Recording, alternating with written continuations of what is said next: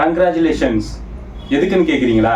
இந்த வீடியோ நீங்கள் பார்க்குறீங்கனாலே மனசளவில் நீங்கள் 5 கிலோமீட்டர் ஓடுறதுக்கு தயாராகிட்டீங்கன்னு அர்த்தம். அதுக்காக தான் உங்களுக்கு இந்த வாழ்க்கை. ஏன்னா 5 கிலோமீட்டர் ஓடுறதுங்கிறது சாதாரண விஷயம் கிடையாது. உடல் அளவுலையும் மனசளவுலையும் நம்ம நிறைய ப்ரிப்பேர் பண்ண வேண்டியிருக்கும். மனசளவில் நீங்கள் ஆல்ரெடி ரெடி ஆகிட்டீங்க. இப்போ உடல் அளவில் நீங்கள் என்னென்ன பண்ண 5 கிலோமீட்டர் ஓடலாம் அப்படிங்கிறத பற்றி இந்த வீடியோவில் டீட்டெயிலாக பார்த்துடலாம். வாங்க வீடியோக்குள்ளே போகலாம்.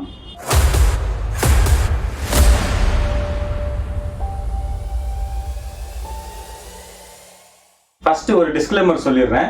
இந்த வீடியோவில் நம்ம சொல்லக்கூடிய டிப்ஸ் வந்து காமனாக பொதுவாக எல்லாருக்குமே பொருந்தக்கூடிய டிப்ஸ் தான் சொல்ல போகிறோம். ஆனால் one size doesn't fit all. ஒருத்தருக்கு சூட் ஆகிறது கண்டிப்பாக இன்னொருக்கு சூட் ஆகணும்னு அவசியம் கிடையாது.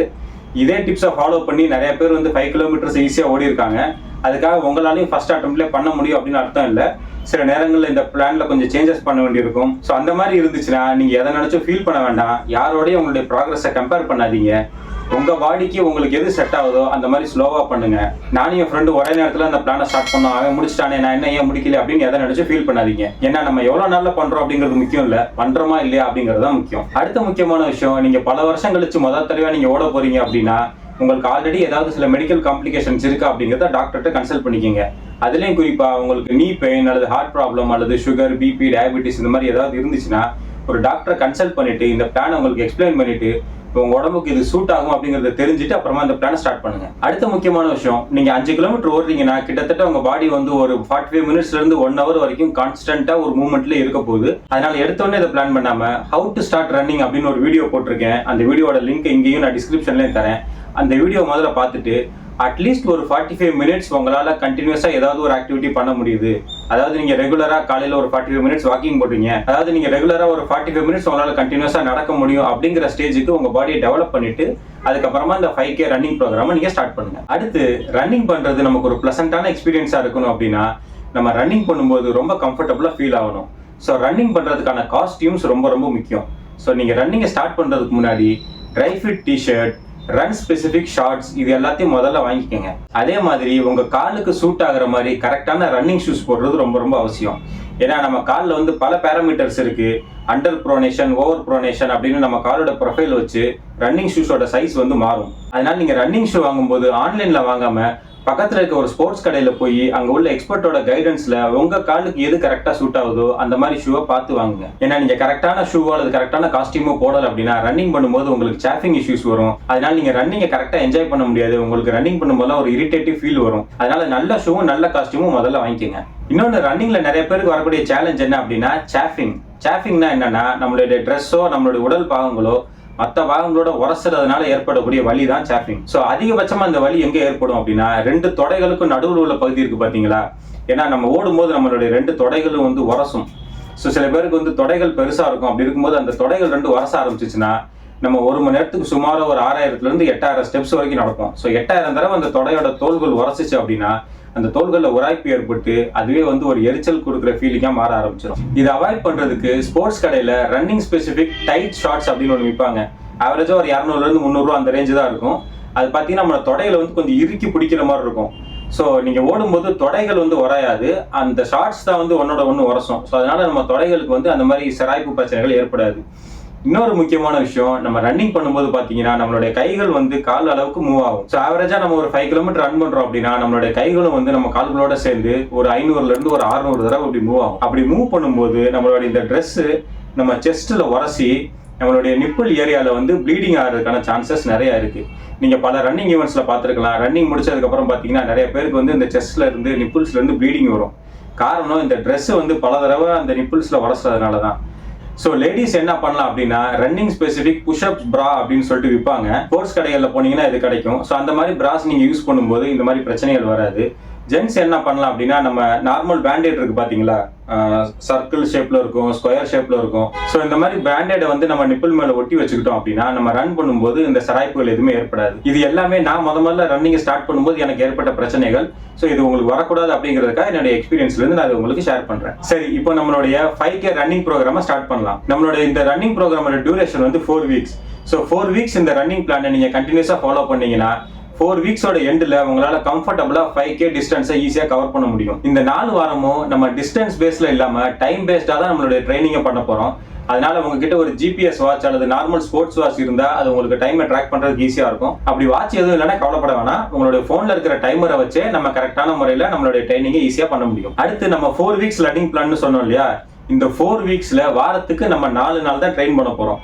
So Tuesday, Thursday, Saturday, Sunday இந்த 4 நாளுமே நீங்க ஓட போறீங்க. அதை முதல்ல ஞாபகம் வச்சுக்கோங்க. வாரத்துக்கு ஒரு நாள் கண்டிப்பா நம்ம ரெஸ்ட் கொடுக்கணும். நம்ம ரெஸ்ட் கொடுத்தாதான் நம்மளோட மசில்ஸ் கரெக்டா ரெக்கவரி ஆகி நம்மளுடைய ஒர்க் அவுட்ல ப்ராக்ரஸ் கொடுக்கறதுக்கு அது ரொம்ப யூஸ்ஃபுல்லா இருக்கும்.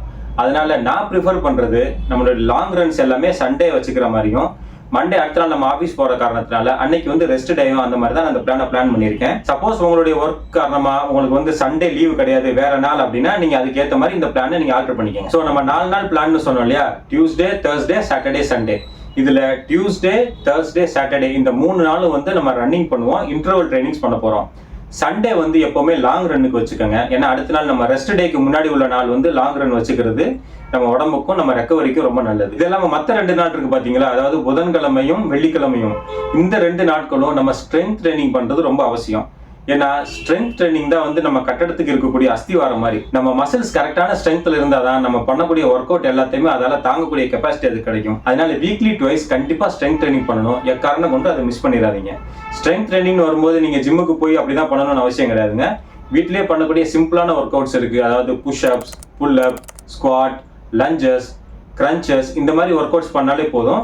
ஒரு ½ an hour நீங்க பண்ணாலே போதும். அதை நீங்க வீட்லயே கூட பண்ணிக்கலாம். ஆனா வீக்லி ட்வைஸ் கண்டிப்பா இந்த மாதிரி ஒர்க் அவுட்ஸ் பண்ணணும். அது என்னைக்குமே மிஸ் பண்ணிடாதீங்க. வீக் 1ஓட ஷெட்யூல் என்ன அப்படிங்கறத பாத்துடலாம். வீக் 1ல டியூஸ்டே, தேர்ஸ்டே, சாட்டர்டே இந்த 3 நாளும் நம்ம ஃபர்ஸ்ட் 2 நிமிஷம் ஓட போறோம், அப்புறம் 6 நிமிஷம் நடக்க போறோம். So 2 minutes run, 8 minutes walk. So ஓவராலா பாத்தீங்கன்னா ஒரு செட் 8 minutes வரும். இந்த மாதிரி 5ல இருந்து ஒரு 6 செட் நீங்க ரிப்பீட் பண்ணுங்க.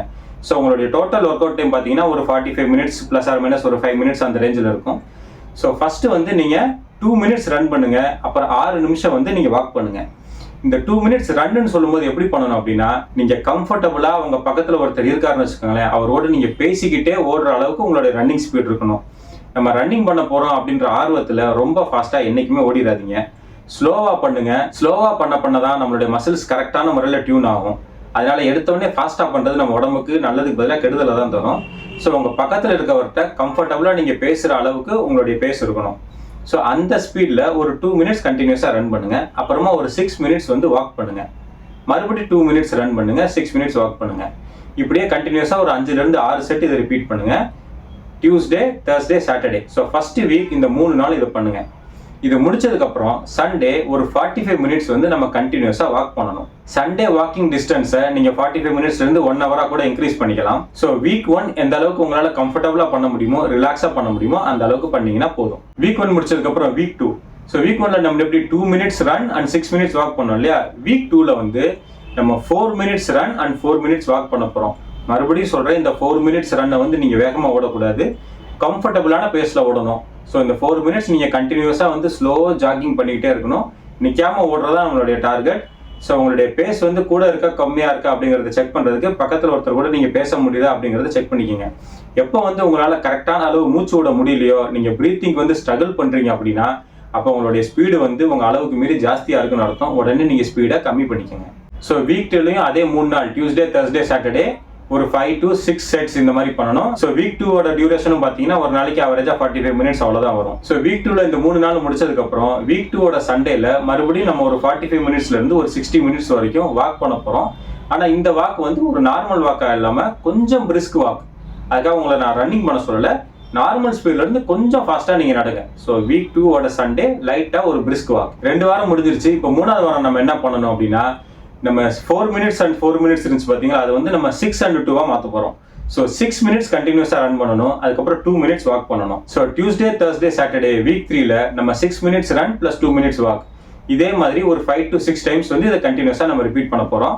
வீக் 3ஓட சண்டேல 1 மணி நேரத்துல இருந்து ஒரு 1.25 மணி நேரம் வரைக்கும் கொஞ்சம் பிரிஸ்க் வாக் பண்ணுங்க. மறுபடியும் நான் அதை இன்சிஸ்ட் பண்றேன், நம்ம வாரத்துக்கு 4 நாள் ஓட போறோம். அந்த 2 நாள் ஸ்ட்ரென்த் ட்ரைனிங்கை என்னைக்குமே மிஸ் பண்ணிடாதீங்க. ஸ்ட்ரென்த் ட்ரைனிங் ரொம்ப ரொம்ப அவசியம். இப்போ 3 வாரம் முடிஞ்சிருச்சு. இப்போ நம்ம 4வது வாரத்துக்கு வந்துட்டோம். 4வது வாரத்தோட டியூஸ்டேல நம்ம என்ன பண்ண போறோம் அப்படின்னா 15 minutes கண்டினியூஸா ரன் பண்ண போறோம், பிளஸ் 5 minutes வாக் பண்ண போறோம். ஸோ 4வது வாரத்துல 2 செட்டு தான். 15 minutes run, 5 minutes walk, மறுபடியும் ஒரு 15 minutes run, 5 minutes walk. Suppose உங்களால் இந்த 4வது வாரம் கண்டினியூஸா 15 நிமிஷம் ஓட முடியல அப்படின்னா நீங்க வீக் 3யோட ஷெட்யூல மறுபடியும் ஃபாலோ பண்ணுங்க. நம்ம கண்டினியூஸா டெடிகேட்டடா ஒர்க் அவுட் பண்ணிட்டு இருந்தாலே நம்மளோட உடம்பு ஸ்லோவா அதுக்கு அடாப்ட் பண்ண ஆரம்பிச்சிடும். அதனால உங்களுடைய ப்ராக்ரஸ் கம்மியா இருக்கேன்னு நினைச்சு நீங்க கவலைப்பட வேணாம். நீங்க ப்ராக்ரஸ் பண்ணிக்கிட்டு இருக்கீங்க, அதுதான் நமக்கு ரொம்ப முக்கியமானது. ஸோ வீக் 4ல டியூஸ்டேவும் தேர்ஸ்டேவும் இது பண்ணதுக்கு அப்புறம் ஃப்ரைடே சாட்டர்டே நீங்க எந்த ஒர்க் அவுட்டுமே பண்ண வேணாம், ஸ்ட்ரென்த் ட்ரைனிங்கும் பண்ண வேணாம், சாட்டர்டே ரன்னும் பண்ண வேணாம். இந்த 2 நாள் நம்ம கண்டிப்பா உடம்புக்கு ரெஸ்ட் கொடுக்கறது அவசியம். இதை ஆக்சுவலா ரெஸ்ட்னு சொல்ல மாட்டாங்க, டேப்பர் டவுன் ஃபேஸ் அப்படின்னு சொல்லுவாங்க. ஏன்னா நம்ம ஒரு பெரிய ஒர்க் அவுட் பண்றதுக்கு முன்னாடி நம்ம உடம்பு அதுக்காக தயார் பண்ண வேண்டியது ரொம்ப அவசியம். இந்த 2 நாள் ரெஸ்ட் கொடுத்ததுக்கு அப்புறம் ஃபைனலா அந்த சண்டே நம்ம 5K ரன் பண்றதுக்கு ரெடி ஆயிட்டோம். நம்ம 5K ரன் அட்டன் பண்றதுக்கு முன்னாடி சில மைனர் டிப்ஸ் இந்த இடத்துல நான் உங்களுக்கு சொல்லிக்கிறேன். நம்மளுடைய 5 கிலோமீட்டரோட ரன்னிங் பேஸ் நம்ம எப்படி ஓடலாம், அந்த 2 minutes 4 minutes 6 minutes ஓடணும் பாத்தீங்களா, பக்கத்துல உள்ளவர்கிட்ட கம்ஃபர்டபுளா பேசிக்கிட்டு அதே பேஸ்ல தான் நம்மளுடைய 5 கிலோமீட்டர்ஸ் டிஸ்டன்ஸை நம்ம கவர் பண்ண போறோம். நான் ப்ராக்டிஸை கரெக்டா பண்ணிட்டேன், அதனால நான் 5 கிலோமீட்டர் ரொம்ப வேகமா ஓடுவேன் அப்படின்னு சொல்லி தயவு செஞ்சு ஸ்பீட்ல ஃபோக்கஸ் பண்ணாதீங்க. நம்மளுடைய ஃபுல் டார்கெட் என்ன அப்படின்னா 5 கிலோமீட்டர் நம்ம நிக்காம ஓடணும். அதுதான் நம்ம எவ்வளவு நேரத்துல முடிக்கிறோம் அப்படிங்கிறது முக்கியமே கிடையாது, நம்ம நான் ஸ்டாப்பா ஓடுறோமா இல்லையா அப்படிங்கிறது அதுல முக்கியம். ஸோ உங்களுடைய ஸ்பீடு ஜாஸ்தியா இருக்கணும் அப்படின்னு நீங்க ஃபோக்கஸ் பண்ணாதீங்க, நீங்க கண்டினியூஸா ஓடுறீங்களா அப்படிங்கிறதுல மட்டும் ஃபோக்கஸ் பண்ணுங்க. 2வது டிப், உங்களுடைய ரன்னிங் ஸ்பீடு நினைச்சு நீங்க வெக்கப்படவே தேவையில்லை. ஏன்னா நீங்க ஒரு பார்க்குள்ளயோ அல்லது நீங்க ஒரு கிரவுண்ட்ல ஒரு ரோட்ல ஓடுறீங்க அப்படின்னா உங்க பக்கத்துல ஓடுறவங்க ரொம்ப ஃபாஸ்டா ஓடுவாங்க. என்னடா இவன்லாம் இவ்வளவு ஃபாஸ்டா ஓடுறானே, நம்ம ரொம்ப ஸ்லோவா ஓடுறோமே அப்படின்னு நினைச்சு அடுத்தவங்களை பத்தி உங்களை நீங்க கம்பேர் பண்ணிக்க வேண்டாம். ஏன்னா நீங்க எவ்வளவு வேகமா ஓடுறீங்க அப்படிங்கறத பத்தி யாருமே கவலைப்பட போறதே கிடையாது. நம்ம தான் அடுத்தவங்க ஏதாவது நினைப்பானோ அப்படின்னு நம்ம யோசிச்சுட்டு இருப்போம். ஆனா மத்த யாருக்கும் நம்மளை பத்தி நினைக்கிறதுக்கு எந்த நேரமுமே கிடையாது. அவங்கவுங்க வேலையை பார்த்துக்கிட்டு இருப்பாங்க. அதனால நீங்க எந்த வேகத்துல ஓடுறீங்க அப்படின்னு யாரும் உங்களை பத்தி எதுவுமே நினைக்க போறது இல்லை. ஸோ மனசுல எதை நினைச்சு ஃபீல் பண்ணாதீங்க. உங்களுடைய ப்ராக்ரஸ் கரெக்டா இருக்கா, உங்களுடைய உடம்பு கரெக்டான முறையில் உங்களுக்கு ஹெல்ப் பண்ணுதா அப்படிங்கறத மட்டும் நீங்க ஃபோக்கஸ் பண்ணுங்க. அடுத்து 5K ரன் ஓடுறதுக்கு முன்னாடி கண்டிப்பா நீங்க ஸ்ட்ரெச்சஸ் பண்ணணும். ப்ரீ ரன் வார்ம் அப் பண்றது எப்படிங்கிறதுக்கான வீடியோட லிங்க் நான் இங்கேயும் டிஸ்கிரிப்ஷன்லயும் ஷேர் பண்றேன். ஸோ ப்ரீ ரன் ஒர்க் அவுட்ஸை பண்ணிட்டு அதுக்கப்புறமா உங்களுடைய 5K ரன்னை நீங்க ஸ்டார்ட் பண்ணுங்க. அடுத்து நம்ம 5 கிலோமீட்டர் ஓட போறோம் அப்படின்னா நம்ம உடம்புல நிறைய கலோரிஸ் பர்ன் ஆகும். அதனால நம்ம ரன் பண்றதுக்கு ஒரு 1/2 hourக்கு முன்னாடி கொஞ்சமா ஒரு சின்னதா ஒரு கலோரி இன்புட் எடுத்துக்கிறது நல்லது. என்னுடைய பர்சனல் ரெக்கமெண்டேஷன் ஒரு சின்ன வாழைப்பழம், அப்படி இல்லைன்னா ஒரு 2 ஸ்பூன் ஓட்ஸோ கொஞ்சம் பாலில் கலந்து குடிச்சுக்கலாம். இந்த மாதிரி லைட்டா ரொம்ப ஹெவியா சாப்பிடாதீங்க, அப்புறம் நம்மளால ஓட முடியாது. ஸோ லைட்டா ஏதாவது ஒரு கார்ப் இன்புட் நீங்க எடுத்துக்கிட்டீங்க அப்படின்னா 5 கிலோமீட்டர்ஸ் ஓடுறதுக்கான எனர்ஜி அது சஸ்டைனபிளா உங்களுக்கு கொடுக்கும். அடுத்து நம்ம 5 கிலோமீட்டர் கண்டினியூஸா ஓட போறோம். ஓடும்போது கண்டிப்பா தண்ணி தாகம் எடுக்கும். அதனால சின்ன ஒரு 150-200 ml பாட்டில் இருக்கு பாத்தீங்களா, அந்த மாதிரி பாட்டில்ல கொஞ்சம் தண்ணி வச்சுக்கோங்க. அது ரன்னிங் பண்ணும்போது உங்களுக்கு கண்டிப்பா தேவைப்படும். நீங்க இந்த ஷெட்யூலை கரெக்டா ஃபாலோ பண்ணிருந்தீங்க அப்படின்னா உங்களால கண்டிப்பா உங்களுடைய 5K ரன்னை ஈஸியா பண்ணி முடிக்க முடியும். முடிச்ச உடனே போஸ்ட் ரன் ஸ்ட்ரெச்சஸ் பண்றதுக்கு மறந்துடாதீங்க. எப்படி நம்ம ஒர்க் அவுட் பண்றதுக்கு முன்னாடி வார்ம் அப் பண்ணமோ அதே மாதிரி ஒர்க் அவுட் பண்ணதுக்கு அப்புறம் நம்ம கூல் டவுன் பண்றது ரொம்ப அவசியம். ஸோ ரன்னிங் பண்ணி முடிச்சதுக்கு அப்புறம் நம்மளுடைய குவாட்ஸ், நம்ம ஹாம்ஸ்ட்ரிங், நம்மளுடைய காப்ஸ், இது எல்லாத்தையும் குறைஞ்சது ஒவ்வொரு மசிலுக்கும் ஒரு 30 செகண்ட்ஸ் ஸ்ட்ரெச்சஸ் பண்ணுங்க. ஸ்ட்ரெச்சஸ் பண்றதுக்கான வீடியோவை நான் இங்கேயும் டிஸ்கிரிப்ஷன்லயும் காட்டுறேன். இதை பார்த்துட்டு எப்படி ஸ்ட்ரெச்சஸ் பண்றது அப்படிங்கறத நீங்க தெரிஞ்சுக்கோங்க. உலகத்துல இருக்கிற மொத்த 700 கோடி பேர் பாப்புலேஷன்ல 1% ஆளுகளால தான் 5 கிலோமீட்டர்ஸ் மேல ரன் பண்ண முடியுமா. ஸோ நீங்க அந்த 1% கேட்டகரிக்குள்ள வந்துட்டீங்க. இதுவே ஒரு மிகப்பெரிய சாதனை. அதனால உங்க எல்லாருக்கும் மறுபடியும் ஒரு வாழ்த்துக்கள். ஸோ ஃப்ரெண்ட்ஸ், வீடியோட கண்டென்ட் உங்களுக்கு பிடிச்சிருக்குன்னு நான் நம்புறேன். இந்த வீடியோல கொடுத்துருக்க டிப்ஸை ஃபாலோ பண்ணி உங்களுடைய ஃபர்ஸ்ட் 5K ரன்னோட எக்ஸ்பீரியன்ஸ் எப்படி இருந்துச்சு அப்படிங்கிறத மறக்காம கமெண்ட்ல தெரியப்படுத்துங்க. அடுத்து இதே மாதிரி ஒரு இன்ட்ரெஸ்டிங்கான இன்ஃபர்மேட்டிவான வீடியோல நான் உங்களை மீட் பண்றேன். பாய்.